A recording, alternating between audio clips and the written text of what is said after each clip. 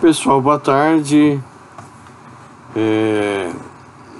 Nós estamos iniciando essa fase nova, né,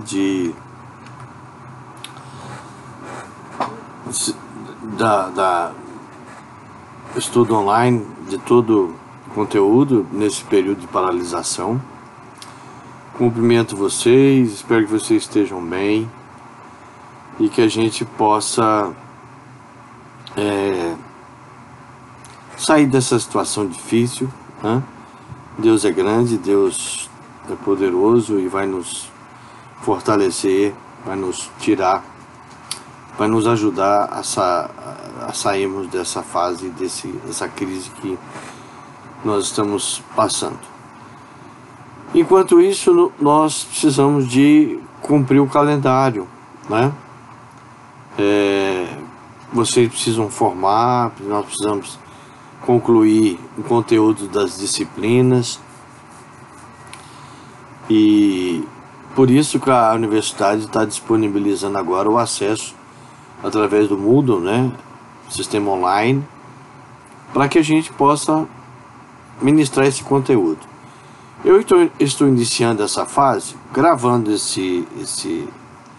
essa fala em áudio, né, em sistema de vídeo, para mim, acho que é mais fácil para mim deixar esse conteúdo arrumadinho, e na medida que vocês têm acesso a ele através do YouTube, eu vou deixar o link para vocês terem acesso, né? Vou colocar lá no sistema online para vocês terem acesso e pegarem essa minha fala, e a gente vai trabalhando em cima das minhas apresentações, e eu vou seguir com o conteúdo que desde o início, né, eu já deixei disponível para vocês no Sol. Então essas são as observações importantes. Sobre a prova foi dada assim no sentido de, nesse primeiro momento de primeira avaliação, vocês viram que foram conceitos básicos, princípios, né, gerais, alguns institutos de previdência, de seguridade, algumas referências históricas, né, os regimes previdenciário geral, próprio, complementar, a relação jurídica previdenciária. Então, assim, eu andei, foi um pouco mais genérica, né, vamos dizer assim, não foi tão profunda. As próximas avaliações, evidentemente que a gente vai ter uma avaliação mais detalhada, né, mais forte, né? Mas aí nós vamos ter que ver como nós vamos fazer. Eu não sei se na segunda N1 nós já retomaremos, né, as atividades presenciais. Por enquanto a gente vai seguir tocando o barco, né, no sentido de vocês terem acesso ao conteúdo. Na medida que nós vamos avançando, eu vou colocando mais material, pode ser no Moodle, no sistema online, pode ser também no próprio Sol, né, lá naqueles arquivos que vocês têm acesso também, né. Esse, por exemplo, que eu estou seguindo aqui, você já tem acesso a ele desde o primeiro dia de aula. A prova, então, girou em torno da parte introdutória, né, na parte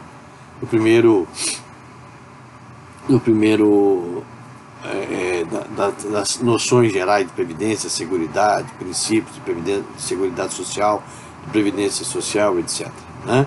Falamos um pouquinho da reforma, falamos das características de cada regime geral, regime próprio, regime complementar, né? Fiz referência às reformas que nós tivemos, né? E essa última que a gente vai, aos pouquinhos, ela vai sendo abordada e vai sendo analisada, né? Não pode ser de uma vez, porque a gente não pode deixar de entender os conceitos básicos, os princípios básicos, para depois a gente ver aonde realmente as mudanças ocorreram. Eu estou corrigindo as provas, depois eu falo para vocês, né, as notas direitinho, faço um comentário, próximo vídeo, próxima aula eu vou fazer um comentário para vocês, e deixar vocês né, a par da avaliação, né. Eu comecei a corrigir um pouco só, porque tem outras turmas, né, mas eu termino. Até quinta-feira, sexta-feira eu deixo prontinha. Aí eu deixo uma mensagem para vocês também, lanço as notas lá. Vocês precisam entrar, né, na plataforma online para poder ter presença, né? E não deixem, é o horário que a gente vai ter. Então eu vou entrar, vocês vão entrar e a gente vai, né, eu vou saber quem entrou, eu vou anotar.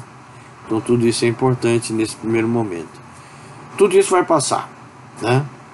Essa é uma experiência nova também para mim, né? É a primeira vez que eu estou envolvido com atividades online, né? Eu prefiro a presencial porque acho que o contato humano é mais enriquecedor, né? Mas nessa fase agora que a gente está vivendo, nós estamos usando os recursos da tecnologia. E assim a gente vai conversando, nós vamos passando o conteúdo para vocês, né? Para não ficar cansativo também. E a gente vai, porque nós somos atropelados, né? Como se a gente estivesse atravessando uma avenida e passasse um caminhão em cima de tudo, né? Deixando a gente completamente atordoado. Ou se cair, né? De um caminhão caído, uma queda brusca, inesperada. De repente você se vê no chão. Acho que foi isso que a gente está sentindo agora, né? Mas vai passar. Sejam fortes. Deus abençoe vocês. Eu queria falar um pouquinho. Essa parte introdutória nós já mencionamos toda, né? Essa minha fala, ela está dividida em dois vídeos, né? Eu já gravei a metade, parte 1 e parte 2. A parte, essa aqui é a primeira parte. Eu tinha gravado, tinha feito uma introduçãozinha e perdi. Não vi que estava não gravou. Mas eu já tenho então são dois vídeos que vocês vão ter acesso. Essa minha parte introdutória e a outra que já está gravada, tá bom? Tudo referente ao conteúdo. O que eu estou acompanhando? Eu estou acompanhando exatamente os slides que eu deixei, né? A sequência deles. Os slides são 4 módulos. Tem a parte introdutória, né? Tem a parte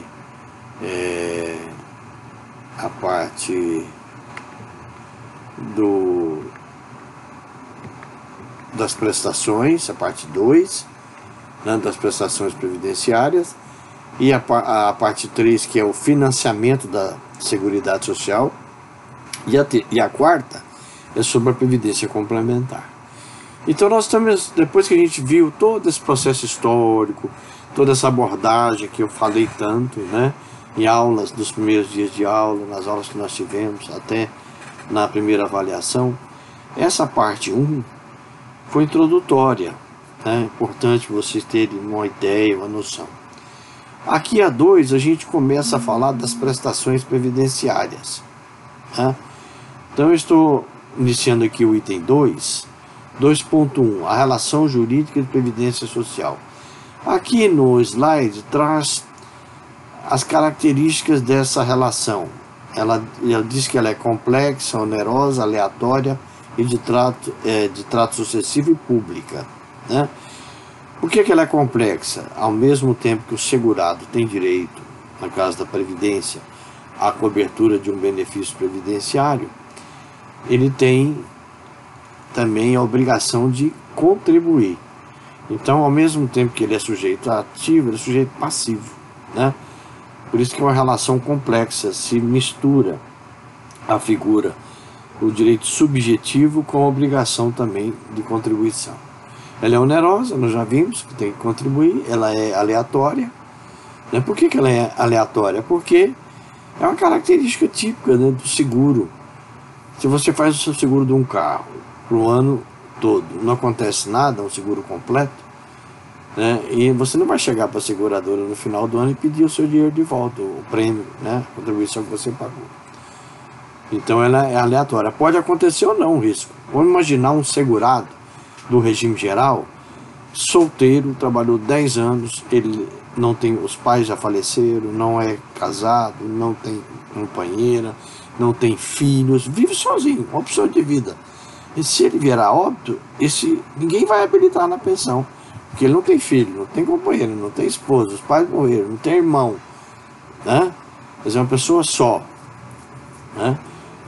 Esses 10 anos que ele contribuiu vai para a Previdência, né? Então isso é uma característica, esse caráter aleatório. De trato sucessivo, se você olhar também lá, eu estou mencionando as características de trato sucessivo. O que é isso? Que em geral as prestações se prolongam no tempo, né? Se eu recebo uma aposentadoria por idade, por exemplo, eu vou receber por muito tempo, né? Ela é vitalícia, então ela sucessivamente vai ser paga. Então essa é uma das características do benefício da prestação previdenciária, né? E ela é pública. Por que ela é pública? Porque o vínculo é compulsório. A Previdência não faz uma consulta para mim e fala, mano, você quer participar da Previdência? Não. Se eu exerço uma atividade profissional, se eu sou um profissional liberal, um empregado, né, eu estou trabalhando, eu já estou filiado à Previdência Social. Então essas são as características importantes que envolve. Então, repetindo, ela é complexa, porque o segurado é sujeito de direito, né? E sujeito, ao mesmo tempo tem direito subjetivo a uma cobertura previdenciária, ele também é sujeito de obrigação de contribuir. Ela é onerosa, porque ele tem que contribuir. O benefício não sai sem contribuição, ele não se materializa sem contribuição. Ela é aleatória, né? Porque pode acontecer ou não. De trato sucessivo, se prolonga no tempo, né? E pública, tá certo? Então nós temos 3 regimes, como nós vimos: geral, próprio e complementar. O maior regime previdenciário brasileiro público é o geral. Segundo, vem os regimes próprios de cada ente federativo e o regime complementar que garante, né, a diferença, porque o regime geral, por exemplo, paga o teto. Se eu recebo mais do teto, eu preciso fazer uma previdência complementar para manter a minha renda. Certo? Nós começamos a falar da filiação. Agora no item 2 a gente entra no item da filiação e inscrição. Esse instituto é o coração da relação jurídica previdenciária. É o que pulsa, né? É o que dá vida à questão previdenciária. É verdade? Ele pulsa, tá? Vigor, certo? Se esse coração para de bater, a pessoa vem a óbito, não é isso? É a mesma coisa da filiação. Se eu perco a minha filiação, eu deixo de ter a cobertura, né? Vem a morte previdenciária, né? Ou seja, a esperança de ter uma cobertura, ela morre. Então, no slide que eu coloquei para vocês, eu deixei lá o conceito de filiação. É o vínculo que se estabelece entre pessoas que contribuem para a Previdência Social e esta do qual decorrem direitos e obrigações. É interessante que a Lei 8.213 de 1991 não traz um conceito. A gente vai achar o conceito de filiação no decreto, que é o regulamento da Previdência. Também pode ser conceituada como vínculo jurídico que garante aos segurados e seus dependentes o direito às prestações e serviços da Previdência Social, né? Então trata-se de um instituto tipo de seguro social, só há uma filiação para cada regime, né? Então aqui tem um dado importante, né? Porque as prestações, elas são pagas para quem? Elas são pagas para os segurados e seus dependentes. Também são chamados de beneficiários, que é um conceito genérico. No conceito de beneficiário tem a figura dos segurados e dos dependentes. O segurado é o titular, é aquele que, né, ele trabalha, ele produz, se ele tiver um problema, ele tem uma cobertura, uma incapacidade temporária, um auxílio-doença, uma incapacidade permanente, né, aposentadoria por invalidez, hoje incapacidade permanente. Se ele chegar à idade avançada, ele aposenta por idade. Então, e as prestações, na verdade, elas se materializam através de um evento, através dos riscos sociais. Tanto é que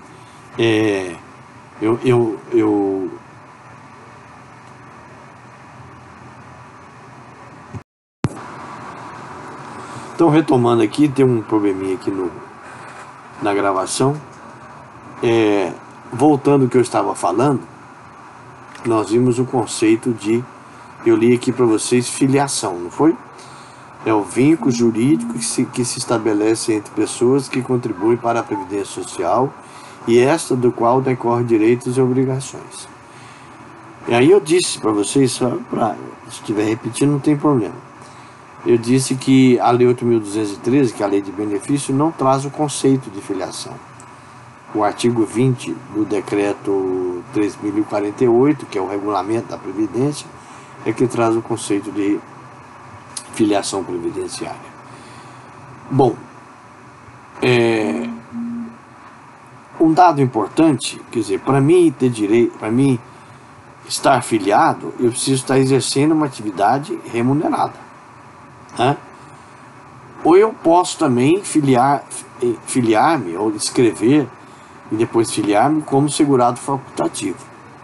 Se eu estou filiado, qualquer evento que acontecer, qualquer situação que vier a ocorrer, né, adversa, eu teria cobertura previdenciária. Agora, se eu perco a minha filiação, né, eu não vou ter cobertura previdenciária. Então, por isso que eu digo que esse é um instituto que é o pulsar, ele dá vida à relação jurídica previdenciária. O segurado pode perder a filiação dele? Pode. Ele pode perder a filiação. Tá?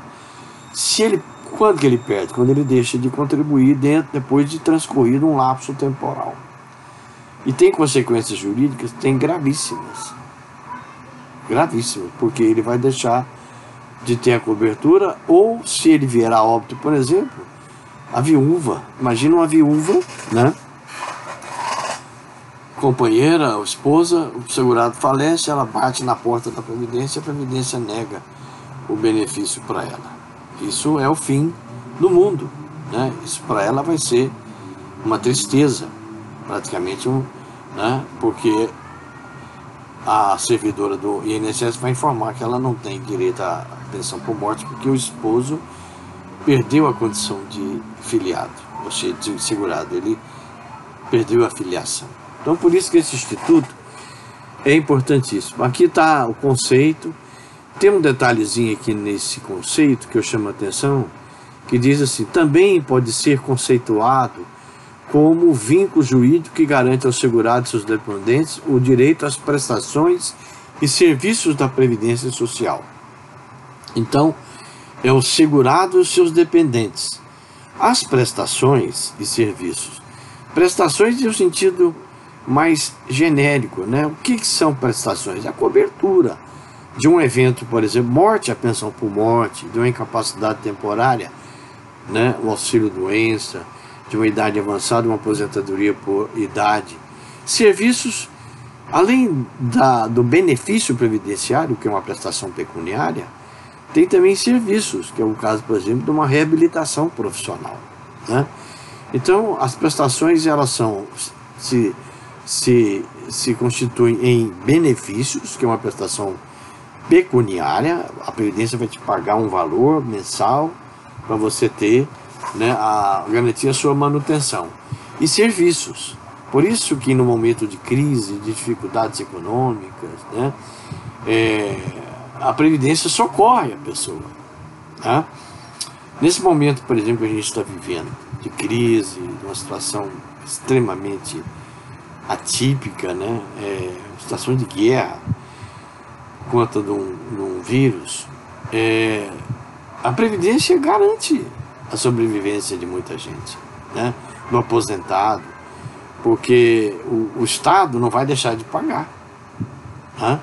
Agora, quem vai sofrer com essa cadeia, com essa paralisação em cadeia da atividade produtiva, são os empregados, né?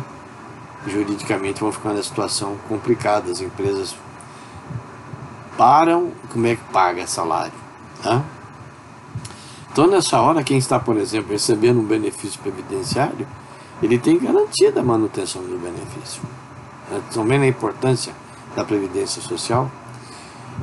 Outro detalhe importante sobre a filiação que eu não posso deixar de mencionar é que só há uma filiação para cada regime.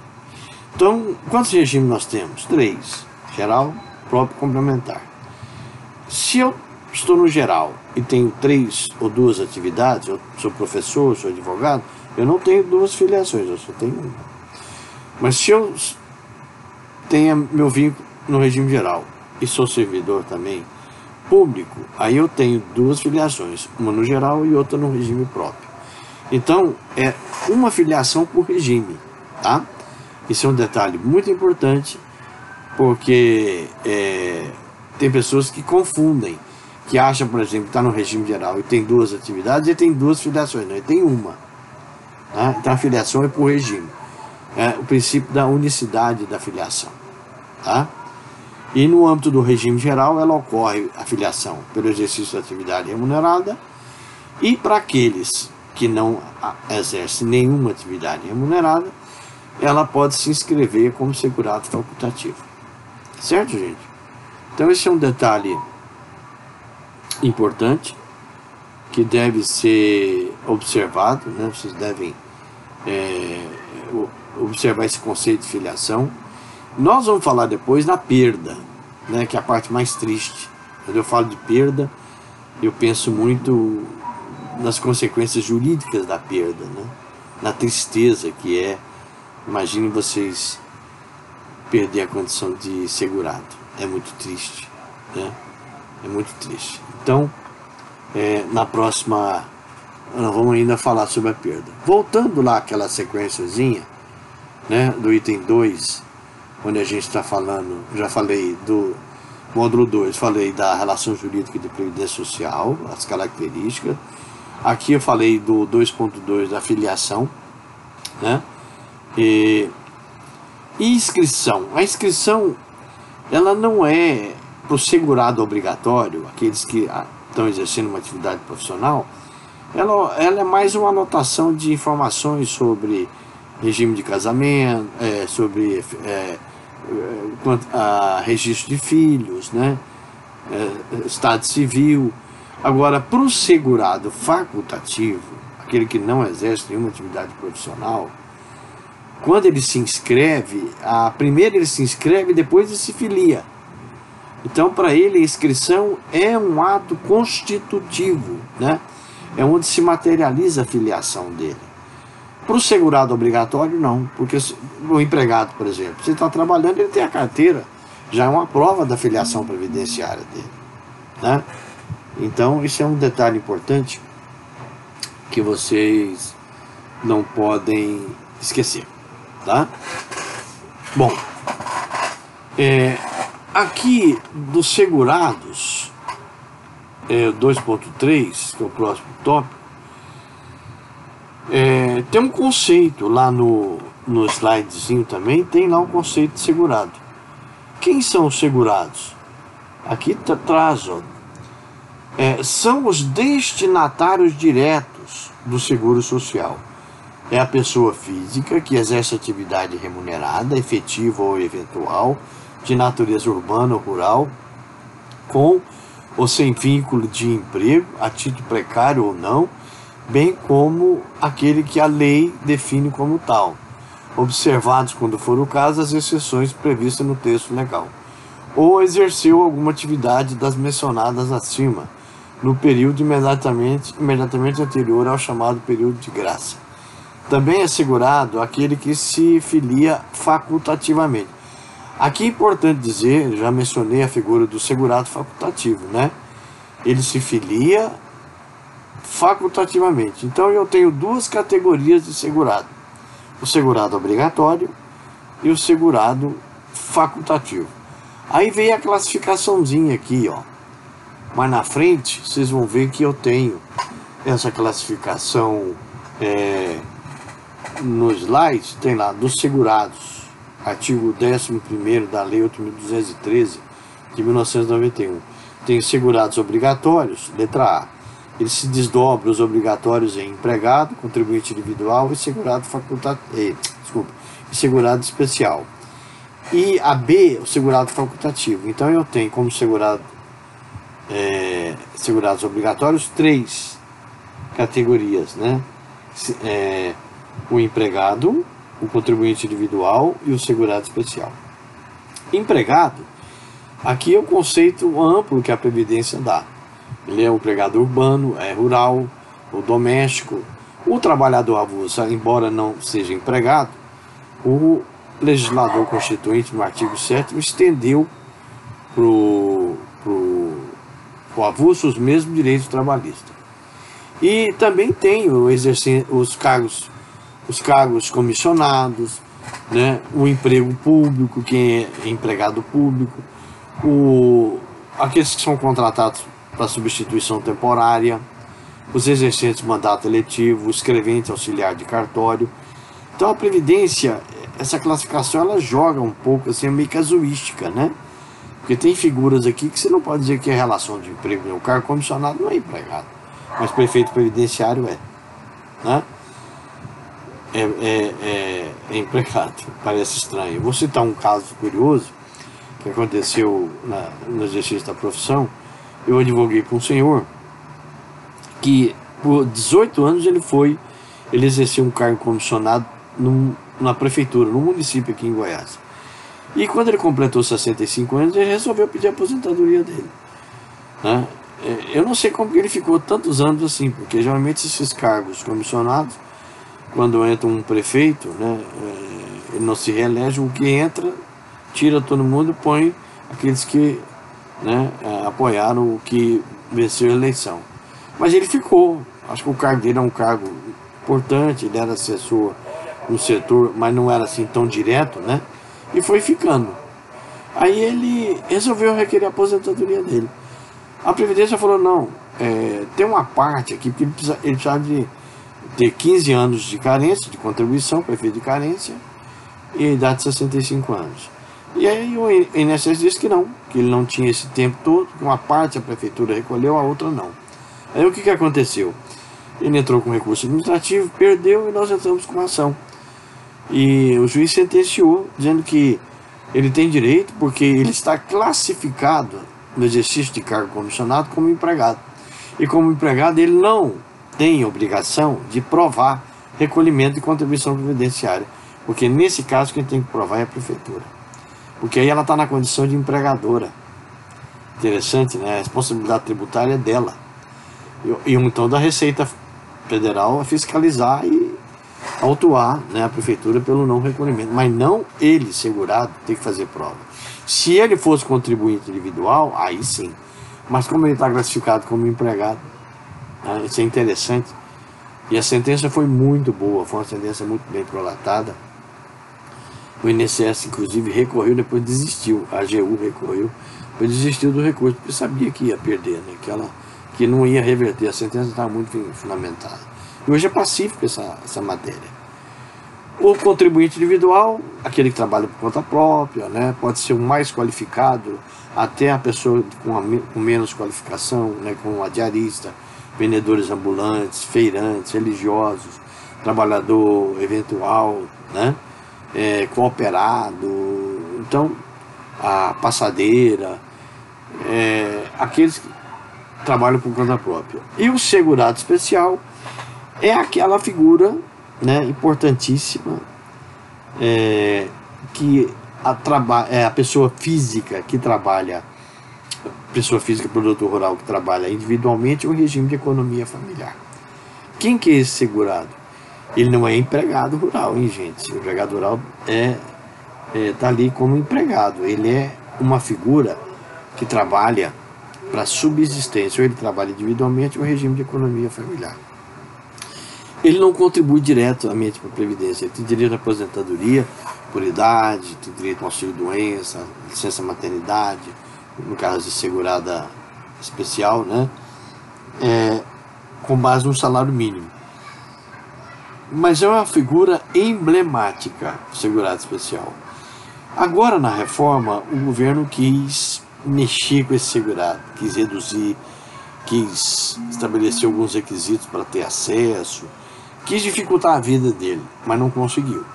Ele acabou tendo que recuar, e na reforma, na discussão no Congresso, ficou tal como está hoje. Ele aposenta, o homem aposenta 60, a mulher 55, né? E basta, ele tem que provar o exercício da atividade rural. Então, se hoje para aposentar é 15 anos a carência, o tempo, ele tem que provar o exercício da atividade rural. Ele não precisa provar recolhimento, mas o exercício da atividade rural ele tem. Essa prova hoje ela está mais complexa, né? Ou está mais fácil. A gente vai ver isso depois com mais detalhe. A prova desse exercício da atividade rural ela sofreu uma alteraçãozinha, porque antes era o sindicato que fazia, que atestava a declaração de atividade rural, né, junto com o proprietário. Às vezes esse segurado especial vivia no espaço de uma pequena propriedade rural, né, por concessão do dono dessa propriedade rural, ou ele tinha um pedacinho de terra pequenininho, na propriedade pequenininha, que não pode ser superior a 4 módulos reais. E o sindicato atestava, né, essa atividade. Hoje não é mais o sindicato, né? Até 2023, parece 2022, ele vai fazer uma autodeclaração, né? Ele vai procurar a Previdência, a agência da Previdência, e vai fazer uma autodeclaração dizendo que exerce atividade como segurado especial, etc., né, numa propriedade assim, ou ele tem uma pequena propriedade, ele fazer prova de titularidade dessa propriedade, ou de que forma ele tem, né, a concessão dessa propriedade. Ela não pode ser superior a 4 módulos fiscais, e se ele mora, tem que ser uma propriedade, tem que ser um espaço pequeno, que ele produz a meia, que ele produz para subsistência. Então é uma situação bem peculiar, mas é um segurado com uma característica muito interessante, né? Merece ser estudado, e tem obras, tem trabalhos que falam muito dessa figura emblemática, né? O Guedes quis cutucar essa turminha, né? Ele queria exigir um período contributivo, porque eles não contribuem diretamente, né? Eles não fazem contribuição mensal. Quando eles vendem um produto rural, por exemplo, às vezes tem uma pequena produçãozinha de milho, né, de arroz, mandioca, vende para um centro de abastecimento, por exemplo, Ceasa. Quem compra esse produto rural faz uma retençãozinha lá, né, como substituto tributário. Mas ele diretamente não recolhe, tá? Mas quiseram mexer com essa turminha, e aí o Congresso deu uma podada. Foi bom? Foi bom. Eu acho que é uma categoria de segurado assim, muito simples, né? Muito humilde, e que não pode ser desconsiderada, né? Tá certo? Bom, então nós falamos aqui dos segurados, mencionei os segurados todos aqui. Ah, sim, não falei do segurado facultativo. Tá aqui na letra B, ó. Qualquer pessoa, homem ou mulher, com mais de 16 anos, pode filiar-se à Previdência Social. Trabalhador inativo, quem deixou de ser segurado, né, para não perder um vínculo, ele pode contribuir. O prestador de serviço que mora no exterior, a dona de casa, o estagiário, né, o incapaz representado, o síndico de condomínio. Então, bom, esse que mora no exterior, tem muita gente que saiu do Brasil, né? Foi morar fora do Brasil, acabou fazendo a vida fora, Mas teve gente que foi esperta, saiu daqui, mas manteve o vínculo previdenciário, continuou recolhendo como segurado facultativo, né? Isso foi bom, foi excelente, né? Foi salutar, porque eu inclusive tenho uma amiga que mora na França há muitos anos, que foi para fazer um mestrado, fez o mestrado, acabou ficando, casou-se depois com um francês, mas ela nunca deixou de recolher como facultativo aqui. E aposentou-se aqui por, não sei se foi por idade ou tempo de contribuição, mas ela tem a aposentadoria dela aqui e também lá ela aposentou como psicóloga, né, na França. Hoje ela está com 68 anos, né? Então isso é muito interessante, né? De você manter vínculo.